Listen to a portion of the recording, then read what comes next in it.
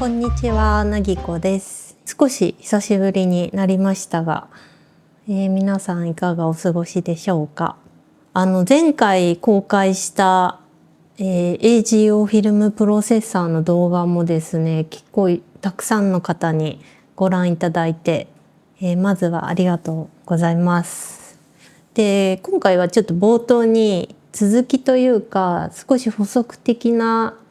部分を入れたいなと思って今お話をさせていただいてます。この間の動画は結構カラーネガのフィルム現像を、AGO フィルムプロセッサーを使ってやってみたよっていう体験を中心にお話ししたんですが、個人的にも簡単にできるよみたいなところを強調しすぎたかなみたいな反省点も少しありまして、もう少しなんて言うんだろう、現実的な話というか入れさせてください。興味のない方はもう飛ばしていただければと思います。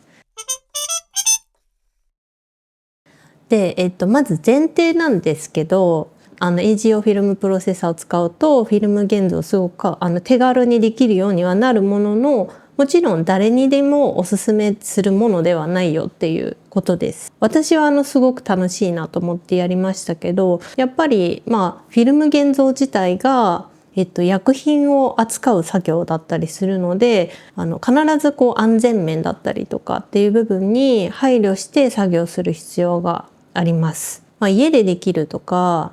簡単そうとはいえ、やっぱりその部分だけが一人歩きしてしまうのはちょっと違うかなと。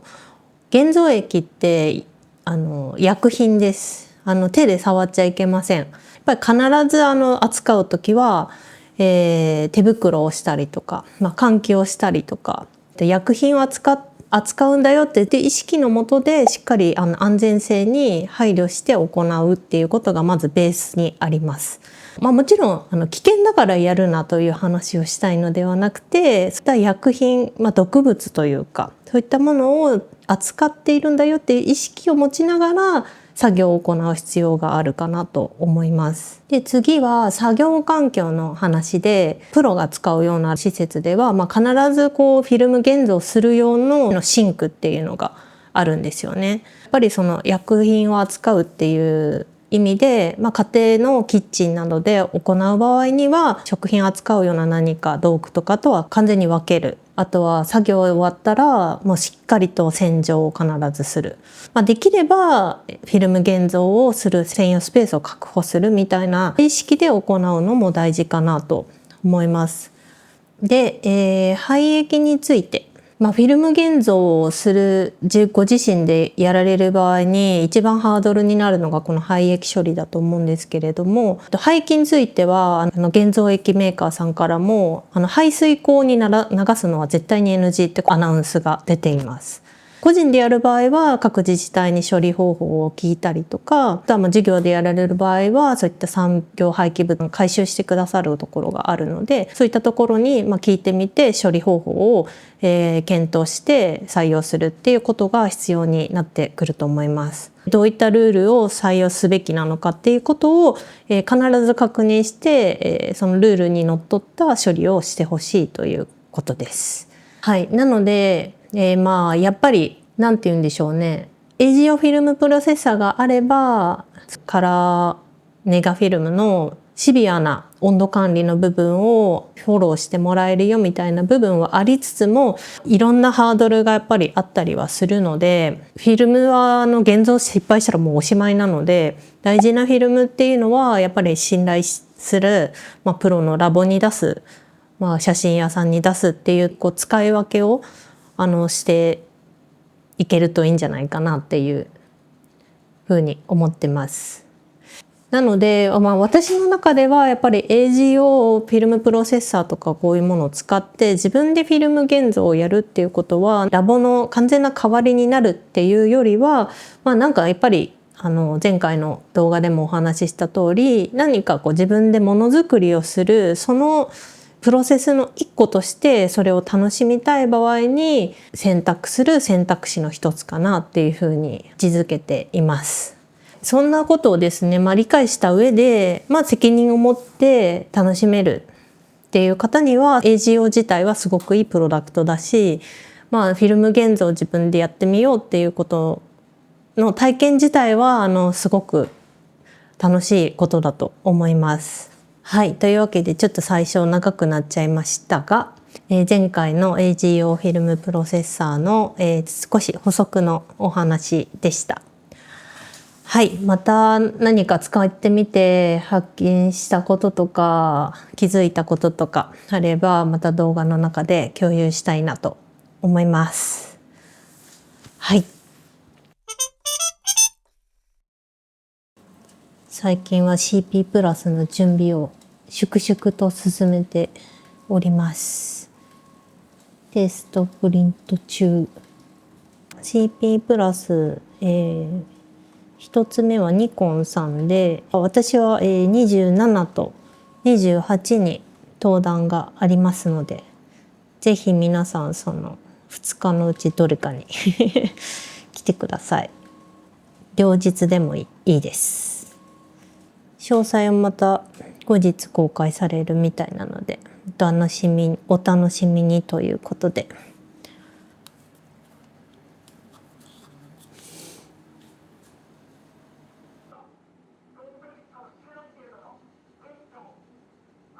そうだ、あと公開が多分前後しちゃうんですが、この間秋田の角館に行きまして、秋田の内陸は結構子供の頃以来もう20年近くぶりだったと思うんですけど、いやーとてもいいとこでした。もう一回ゆっくり行きたい。また動画出すと思うのでお楽しみにです。雪がすごかった。そうだ、最近買ったものの一つ。じゃーん。って感じだと思うんですけど、iPad Pro 用のスマートフォリオ。昔からある一番最低限のカバーができるスマートフォリオ。これまでこの私、スマートキーボードフォリオが登場してからずっとこのキーボードがついてるタイプのスマートフォリオ使ってたんですけど、やっぱ重いんですよね。で、去年 MacBook Air を購入してからほとんど iPad 外に持ち歩くことがなくなってしまって、ただ数日旅に行く時とか、iPad 持っていくこともありまして、その時、最低限の一番軽い状態で持ち歩きたいと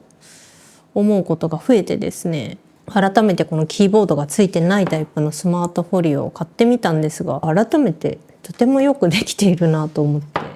何よりやっぱ軽いですし、スタンドになるの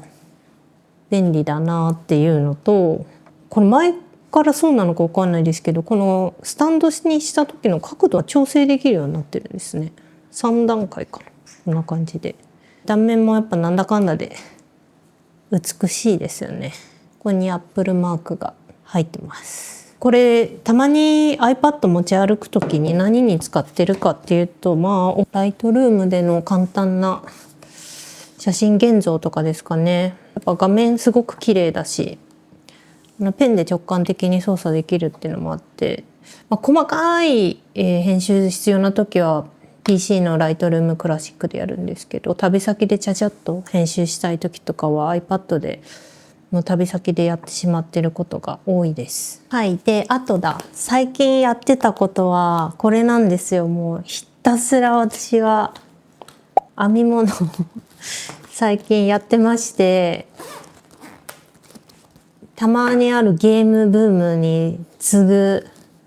廃人養成要素の一つとなっておりますが、いろいろ編んだのでちょっとご紹介したいと思います。前々回の動画でしたっけ、編み物の話したの。その時多分ストール編んでたかなだと思うんですけど、ストールは2枚作りまして、最近の肌寒い日々で活躍してまして、その次作ったのが多分これかな。このスヌードというかフードというかハリスフードっていうフードで、編み図は海外の方が作ってる編み図をダウンロードして編んでるんですけど、だるまのエアリーウールアルパカっていう糸と、シルクモヘアを2本取りして編んでみました。ただね、ちょっと柔らかい糸で編みすぎてふわふわになりすぎたので、もう少し硬いしっかりとした肉厚の質感が出る糸でもう一回編んでみたいなって思ってるものの一つです。ちなみに装着してみるとこんな感じのアイテムです。可愛いんだけどね、もう少しこう張り感が欲しかったなって感じがする。あとちょっと白の色味ももう少しなんというか違う色味が良かったなと思っていたりしますが、まあでも可愛いからたまにつけてますよ。でもう一個がこれオスロハットっていうビーニーです。ニット帽。これもだるまさんの原毛っていう糸で作りました。私あんまりニット帽似合わないんだよな。こんな感じで寒い時に山の方とかに行った時に持っているニット帽です。それぞれのアイテム編み終わってから反省点がいろいろありまして、このオスロハットに関してはもう少しここの部分短く作ればよかったなって思ってます。中途半端な余り具合というか、でもなんかいい感じに目が詰まって可愛く仕上がったんじゃないかなと思いますね。はい。でもう一つが最近めっちゃ気に入っているこれ大人用のボンネットってやつですよね。かぶり物。かぶり物ばっかり作ってるんですけど、これは先日ストールを編んだカーディフっていうイタリアのメーカーのカシミヤの糸を使って編みました。こんな感じでかぶるんですけど、可愛くないですかこれ。しかもカシミヤだし耳が完全に隠れるからすごいあったかくて最高です。色違いで作りたいけど何色がいいかなってちょっと今迷っているところ。これラベリーっていう海外の編み物中心としたなんかコミュニティサイト、ウェブサイトみたいなサービスがあるんですけど、そこでパターンとか探して私はダウンロードして編んでるんですね。いろんなパターンがそこにアップロードされている、いろんなクリエイターの方がアップロードされているので本当選び放題というか、でもう永遠にそれ見てられるんですよね。でこのボンネットとかもいろんな形のを作ってる方がいらっしゃって、これはMy Favorite Things っていう方のボンネットナンバーワンシティエディションっていう編み図を使って編んだものなんですけど、買ってあった糸とかいろいろ編み終えたので次何編もうかなって考えているところで、もうちょっと編み物楽しすぎて仕事が若干滞るレベルで、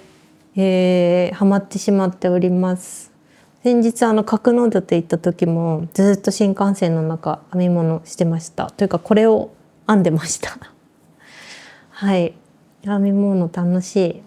次セーターとか編んでみようかなって思ってるんですけどね、どうだろうね、途中で飽きちゃうかな。というわけでいろいろ冬小物が手編みで充実してきています。そしてですよ、もうハマりすぎちゃったので編み針も買っちゃったんですね。これシーニットかな、結構老舗の日本の針メーカーさんが作ってる製品で、昔の私はイメージだと編み物って長い2本針を使って編むイメージだったんですけど、最近はこういう輪針っていう輪になってる針、2本の短めの針がワイヤーでつながってるタイプの編み針を使うのが一般的になってるっぽいんですよね。でこういう編み針のセット買うといろんな太さの針がセットになってて、この継ぎ目の精巧さ、滑らかさ、ネジのズレがない、海外製の結構かっこいいデザインの針とかもあるんですけど、このなんか精巧な感じが日本製だなと思って、こういうものはやっぱメイドインジャパンでしょと思って、とても編みやすくて満足です。程よく針先細くて糸に針入れやすいですし、あとこのネジの継ぎ目がめちゃくちゃ滑らかなので、マジックループっていうテクニックがあるんですけど、それをやる時も引っかかりがほぼなくてとても良いです。気に入ってます。さあ次は何を編みますか。そうだ、ちょっとバタバタしててあんまり触れなかったんですけど、ここに 24105mm F4 から 7.1 これがあります。ニコンイメージングジャパンさんがお貸し出ししてくださってます。もう返さなきゃいけないんで、あんまりちょっと試せなくて申し訳なかったんですが、むちゃくちゃ軽いです。びっくりするぐらい軽い。24120が今ここにありますが、これと比べると2倍ぐらい違うんじゃないかな。こっちはずしっとくるけど、こっちはめちゃくちゃ軽いです。で、ZF につけてみるとこんな感じで、レンズが軽いからなんか ZF 自体が軽くなったように感じるレベルですごい軽いですね。ここでチラッと撮るぐらいしか試せてないんですけど、やっぱりニコンのレンズはですね、軽量小型化したレンズでもやっぱりこう写りの部分に妥協がない感じが素晴らしいなって思いますね。旅行とか絶対便利ですよね。と言いつつ、この間角館行った時やっぱこれじゃなくて、今ZR につけてる 2470F2.8S2 を持って行っちゃったんですけど、この後せっかくなので ZR にこれをつけてちょっとだけ出かけてみようかな。ちなみにフィルター機 67mm みたいですね。懐かしいな。昔ソニー使ってた時 67mm のフィルター系のレンズばっかり持ってたので、このレンズを ZR につけてこれからちょっとだけ出かけてみようかなと思います。